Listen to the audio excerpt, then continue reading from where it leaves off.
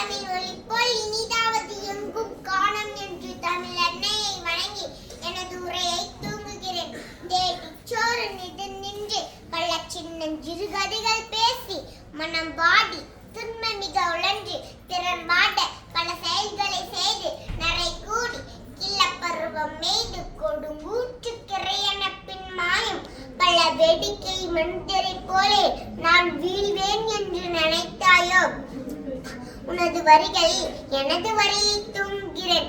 பாரதி தமிழ் கவிதையிலும் முறை நடியிலும் சிறப்பான புலமை கொண்டு நவீன தமிழ் கவிதைக்கு முன்னோடியாக திகழ்ந்தார். தனது 11ஆம் வயதில் பள்ளியில் படித்து வரும் பொழுதே கவி புண்ணியும் ஆற்றலை வெளிப்படுத்தினார்.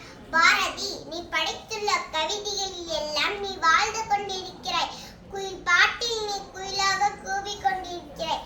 கண்ணன் பாட்டில் நீ வண்ணம் காட்டி ஆடி பாடி கூத்தாடி கொண்டிருக்கிறாய். சுய சேர்க்கையில் நீ ஒரு அகிலி குஞ்சி.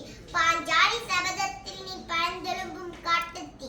வசன கவிதையில் நீ உழவும் தென்றல். உரை நடியில் நீ ஒளிரும் தென்றல்.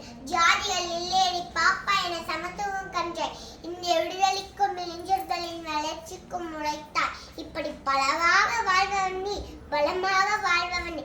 தமிழ் உள்ளவரை நீங்கள் வாழ்வீர், நீங்கள் உள்ளவரை தமிழ் வாழ்வோம். நன்றி, வணக்கம்.